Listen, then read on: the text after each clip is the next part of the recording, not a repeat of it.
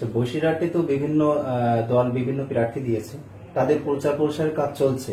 গতকালকেও হাজিনুল একটা র্যালি করলো হাওড়া থেকে। তো আইএসএফ এর ক্ষেত্রে এখনো কোনো রাস্তায় বা কোনো প্রচার প্রসার দেখা যাচ্ছে না।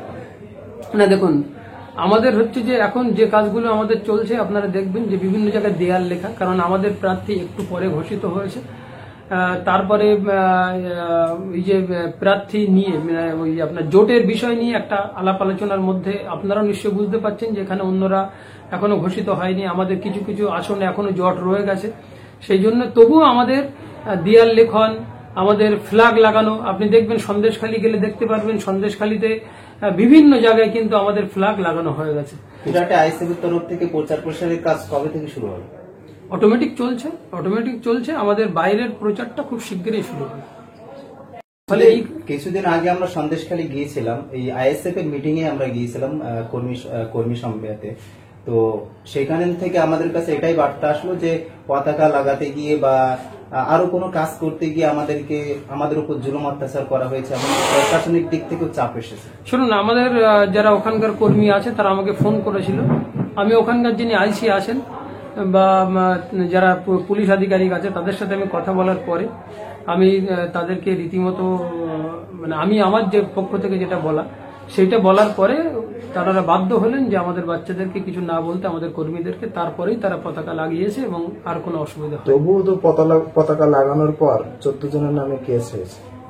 সেইটা আমরা শুনেছি। আমরা অটোমেটিক পুলিশকেও বলেছি যে এই ধরনের আপনারা যারা কাজ করছেন, এখন ইলেকশন কোড অফ কন্ডাক্ট চালু আছে, আপনারা যারা বেশি শাসক দলের দাবিদারি করবেন তাদের অবস্থা ওই যে আপনারা মিনাখা এসডিপিও যে অবস্থা হয়েছে, সিবিআই এখন তাকে ডাকছে, আপনাদেরও কিন্তু সেই অবস্থার জন্য প্রস্তুত থাকতে হবে। অ্যাকচুয়ালি আমি দীর্ঘদিন বামপন্থী আন্দোলনের কর্মী, আমি নিজেও একজন বামপন্থী আন্দোলনেরই কর্মী। তো আমার সেই ক্ষেত্রে মনে হয়েছে যে বামপন্থী এবং আইএসএফ বা কংগ্রেস সবাই মিলে আমরা এই রাজ্য থেকে, যেটা আমাদের বিভিন্ন স্তরেই আলোচনা চলছে, আমরা চাইছি যে সবাই মিলেই এই রাজ্যের অপশাসন, বিশেষ করে তৃণমূল কংগ্রেস যারা ব্যক্তিগত উন্নয়নেই ব্যস্ত, যারা দেশের কোনো উন্নয়ন বা রাজ্যের উন্নয়ন নয়।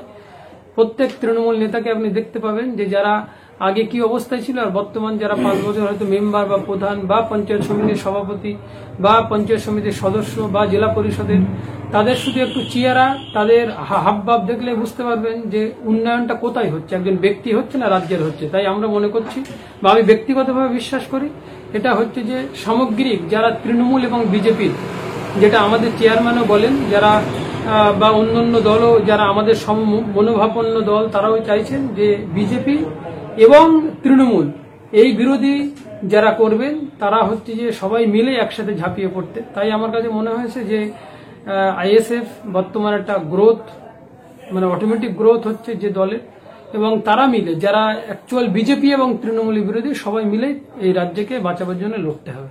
তৃণমূলের পক্ষ থেকে বারবারই দাবি করা হচ্ছে আইএসএফ বিজেপির দালাল, বিজেপির কাছ থেকে টাকা খেয়ে আইএসএফ প্রার্থী দিচ্ছে, সেক্ষেত্রে কি বলবেন? দেখুন, ইতিহাস তার সাক্ষী দেয়। তৃণমূল নেত্রী মমতা ব্যানার্জি বারবার বিজেপি সরকারের মন্ত্রী ছিলেন, একাধিকবার মন্ত্রী হয়েছেন এবং কখনো কংগ্রেসের সাথে গেছেন, কখনো আবার বিজেপির সাথে। আজকে দেখুন ঝাড়খণ্ডের মুখ্যমন্ত্রী গ্রেপ্তার হচ্ছে, দিল্লির মুখ্যমন্ত্রী অরবিন্দ কেজরিওয়াল গ্রেপ্তার হলো, ঝাড়খণ্ডের মুখ্যমন্ত্রী মাত্র 600 কোটি টাকার দুর্নীতির দায়ে গ্রেপ্তার হল। আমাদের রাজ্যের প্রতিটা তদন্ত অভিমুখ কিন্তু কালীঘাট, কোনো একটা জায়গায় গিয়ে থেমে যাচ্ছে। তাই যারা বলছে যে আমরা বিজেপির সাথে সেটিং করছি, আমি বলছি যে আমাদের একটা প্রিভিয়াস উদাহরণ দেওয়া হোক, যে আমাদের নওশাদ সিদ্দিকী বা আমরা যারা এখন যাদের সাথে আমাদের জোট বা একটা বোঝাপড়ার মধ্যে দিয়ে আমাদের দিন যাচ্ছে, কংগ্রেস বা সিপিএম, তারা কখনোই বিজেপির সাথে আঘাত করেছিল। অথচ তৃণমূল তারা বারবার বিজেপির সাথে, বিজেপির একাধিক দপ্তরের মন্ত্রী সামলেছিলেন, বিজেপির প্রধানমন্ত্রী আমাদের মাননীয় মুখ্যমন্ত্রীর মায়ের পায়ে হাত দিয়ে প্রণাম করে গেছিলেন। ফলে এই জায়গাটা কখনোই বিজেপি তৃণমূলের সেটিং বা বিজেপি আইএসএফ এর সেটিং, এটা তৃণমূলের মুখে মানায় না, এটা অন্যদের মুখে খুব ভালো মানায়। ভোটের ময়দানে এবার লোকসভা ভোটে আপনি লড়ছেন, মানুষের কাছে কি বার্তা নিয়ে যাবে? দেখুন, আমাদের মূলত হচ্ছে যে বার্তা কোনো ব্যক্তি উন্নয়ন নয়। তৃণমূল মানেই যারা হচ্ছে ব্যক্তি উন্নয়ন, তৃণমূল দলটাই হচ্ছে এখন চোর তৃণমূল দল হয়ে গেছে। আমাদের উন্নয়ন মানে সামগ্রিক মানুষের উন্নয়ন। আমরা বলেছি যে বসিরহাটে হচ্ছে মেডিকেল কলেজ চাই, আমরা বলেছি যে বসিরহাটের নিকাশি ব্যবস্থা খুবই খারাপ, বিশেষ করে নদী বাঁধ, একই বাঁধ বারবার তৈরি হয় আবার বারবার ভেঙে যায়। যখন আয়লা বা কোনো একটা জোয়ার বেশি আসে তখন ভেঙে যায়, সেই বাঁধ আবার তৈরি হয়। আমরা চাই যে এটা কংক্রিটের বাঁধ হোক, যে একবার করলে, যেমন হল্যান্ড যদি পারে তাহলে আমরা কেন পারবো না। আর আমরা দেখছি যে বসিরহাটের একটা বিস্তীর্ণ এরিয়ার মানুষ, বিশেষ করে সুন্দরবন লাগোয়া যে অঞ্চলগুলো আছে সেখানকার মানুষরা, তারা হচ্ছে যে সব পরিযায়ী শ্রমিক, মাইগ্রেট লেবার তৈরি হচ্ছে। আমরা চাইছি যে পশ্চিমবাংলায় বিশেষ করে বসিরহাটে এমন মানে স্কোপ আছে যেখানে ধরুন মৎস্য, আমরা এখানে যদি একটু উন্নয়ন করা যায়, যারা নদী থেকে মিন ধরে সেই মিনটাকে যদি আমরা একটু প্রসেসিং করে বা একটু মার্কেটের আরো ব্যবস্থা করা যায়, তাহলে কিন্তু এই গরিব মানুষগুলোকে আর বাইরের রাজ্যে কাজ করতে যেতে হয় না বা যেতে হবে না। তাই আমরা স্বপ্ন দেখি যে প্রকৃত মানুষের উন্নয়ন। আমাদের লড়াইটা জাতের লড়াই নয়, আমাদের লড়াইটা ভাতের লড়াই, কোনো ব্যক্তি কেন্দ্রিকের লড়াই নয়, আমাদের সামগ্রিক মানুষের উন্নয়নের জন্য আমাদের লড়াই। রাজ্য রাজনীতিতে শিরোনামে বসিরহাট, সেই বসিরহাট থেকে আপনি জেতার কতটা আশাবাদী? আপনারাও নিশ্চয়ই মিডিয়ার কর্মী, আপনারা দেখছেন বিভিন্ন জায়গায় বিজেপি যাকে ক্যান্ডিডেট করেছিল বা করেছে আর কি, রেখা পাত্র, তাকে নিয়ে আপনারা বিভিন্ন জায়গায় ট্রোল দেখতে পাচ্ছেন সোশ্যাল মিডিয়াতে। যিনি বলছেন 7টা জেলা, বিভিন্ন ধরনের কথাবার্তা তার অটোমেটিক বাজারে চলে এসছে, বিজেপি নেতারাই তাকে মানছে না। সেই জায়গায় দাঁড়িয়ে আমরা একটা স্বপ্ন নিয়ে এগোচ্ছি এবং সেই স্বপ্ন আমার বিশ্বাস যে আমরা একটা জায়গায় অবশ্যই ভালো রেজাল্ট আমাদের হবে। আচ্ছা, বিজেপি প্রার্থী গেল, কিন্তু এখান থেকে 10-15 বছর আগে হাজি নুরুল এখানে ছিলেন, এমপি ছিলেন, আবারও হাজি নুরুলকে আনা হলো, তাহলে তার সাথে আপনাদের দ্বন্দ্বটা কেমন ভাবে হবে? দেখুন, ব্যক্তিগত কোনো দ্বন্দ্বের তো ব্যাপার নয়, এটা হচ্ছে রাজনৈতিক দ্বন্দ্ব। হাজি নুরুল সাহেবের সাথে আমার কোনো ব্যক্তিগত দ্বন্দ্বও নেই আর কোনো সখ্যতাও নেই। আমাদের লড়াইটা হচ্ছে যে তৃণমূল মানেই আজকে কিন্তু সমাজে দাঁড়িয়ে গেছে তৃণমূল, তাদের ব্যক্তির যিনি নেতা ছিলেন সেই নেতা আজকে কোন পর্যায়ে চলে গেছেন। আজকে প্রত্যেক জায়গায় আমরা সন্দেশখালী মানে শেখ শাহজাহান শুধু একটা সামনে এসছে, আপনি প্রতিটা বোলাকে একাধিক করে শাহজাহান আছে। আমাদের লড়াইটা সেই শাহজাহানের বিরুদ্ধে যারা পঞ্চায়েত ভোট করতে দেয়নি, আমাদের লড়াইটা এই মানবতার বিরুদ্ধে যারা প্রকৃতপক্ষে মানুষের উন্নয়নটাকে স্তব্ধ করে দিতে চাইছে, আমাদের লড়াইটা তাদের বিরুদ্ধে। বসিরহাট লোকসভা কেন্দ্রের ভোটারদের জন্য আপনি কি বলবেন? দেখুন, আমরা চাই শিক্ষিত বেকার যুবক যুবতী যারা আছেন তাদের কর্মসংস্থান। আমরা চাই যারা পরিযায়ী শ্রমিক, যারা বাইরে থাকে, যাদের পরিবারটাকে ছেড়ে আমরা তাদের এখানে কাজ চাই। আপনারা এই যে সরকার চলছে, এরা শুধু ভাতা দেওয়ার সরকার চলছে, বিভিন্ন ধরনের ভাতা দিচ্ছে, কিন্তু কর্মসংস্থানের প্রশ্নে এই সরকারের কোনো ভূমিকা নেই।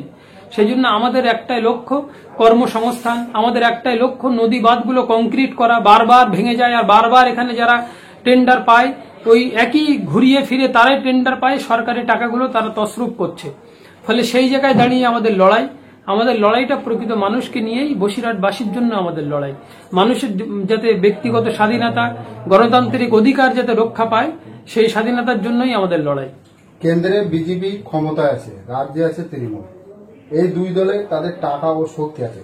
সেক্ষেত্রে আপনাদের 3 বছরের পার্টি কিভাবে লড়াই করবে? আমাদের সঙ্গে মানুষ আছে, আমাদের টাকা নেই, আমাদের ইলেকট্রাল বন্ড নেই, আর অন্যান্য দলের ইলেকট্রাল বন্ড আছে। আমাদের বন্ড হচ্ছে যে মানুষের সৌহার্দ্যপূর্ণ, আমরা মানুষ আমাদের সাথে আছে, সেই মানুষের শক্তি আমরা মনে করি শেষ, এবং সেই শক্তি নিয়ে আমরা এগিয়ে যাওয়ার লক্ষ্যে এগোচ্ছি। বসিরহাট লোকসভার ভিতরে কোন কোন বিধানসভা, আর আপনাদের এই বিধানসভার ভিতরে সংগঠন কতটা মজবুত? দেখুন, বসিরহাট লোকসভার এখান থেকে যদি আমরা শুরু করি, বাদুড়িয়া, বসিরহাট উত্তর, বসিরহাট দক্ষিণ, হাড়োয়া, মিনাখা এবং হিঙ্গলগঞ্জ, এই হচ্ছে 7টা বিধানসভা। তার মধ্যে আমাদের সংগঠন সব জায়গাতেই ভালো। হিঙ্গলগঞ্জে আমাদের সংগঠন তুলনামূলক একটু নতুন, আমরা সেখানে, কিন্তু বাকি অন্যান্য জায়গায় আমাদের সংগঠন পুরনো, এবং সেখানে আমাদের পঞ্চায়েতে আমাদের ক্যান্ডিডেটরা ছিল, প্রতিদ্বন্দ্বী করেছেন, ফলে সেই জায়গায় লড়াই হবে। বসিরহাট লোকসভায় সিপিএম এখনো প্রার্থী ঘোষণা করেনি, আপনাদের কি বসিরহাট সিপিএম বা কংগ্রেসের সাথে জোট হচ্ছে? যদি না হয়ে থাকে, এককভাবে লড়াই করার জন্য আপনি কতটা প্রস্তুত? দেখুন, আমরা জোটের ব্যাপারে আশাবাদী, জোটের ব্যাপারে অবশ্যই আমরা আশাবাদী, কিন্তু এটা তো হয় আমাদের মতন স্তরে হয় না, এটা হয় রাজ্য স্তরের, যারা সিপিএম বা কংগ্রেসের বা আমাদের পার্টির যারা একেবারে সুপ্রিমো আছে তাদের স্তর থেকেই হয়। তবে আমরা চাই জোট হয়ে আমাদের এই দুই শক্তিকে, যারা সাম্প্রদায়িক সম্প্রীতি বিনষ্ট করছে বিজেপি এবং যারা মানুষের অধিকার হরণ করছে তৃণমূল, এদের বিরুদ্ধে আমাদের লড়াই জারি থাকবে। আচ্ছা, হাজী নুরুল সম্পর্কে আপনার কোন আর বক্তব্য আছে কি? না, ওনার ব্যক্তিগত আমার কখনোই ওনার সম্পর্কে রাজনৈতিক কোনো বক্তব্য? রাজনৈতিক হচ্ছে যে মানুষ বিচার করবে, কারণ যে এমপি এর আগে ছিলেন, আমি শুধু এর আগে গোড়াও বলেছি যে উনি 5 বছর সংসদ ছিলেন, আর এখন হচ্ছে যে তিনি বিধায়ক আছেন। তিনি ওই 5 বছর সংসদকালে এবং এই 10 বছর, প্রায় 10 বছর কাছাকাছি হলো তিনি বিধায়ক কালে কখনো সংসদে বা বিধানসভার মধ্যে মানুষের জন্য কোনো বক্তৃতা করেছেন, তার যদি ভিডিও ক্লিপ থাকে, আমি কখনোই দেখিনি, যদি থাকে তো আপনারা দেখালে যে তিনি মানুষের জন্য সংসদে বা আমাদের বিধানসভার মধ্যে তিনি কথা বলেছেন, এটা আমরা একটু দেখলে খুব খুশি হব।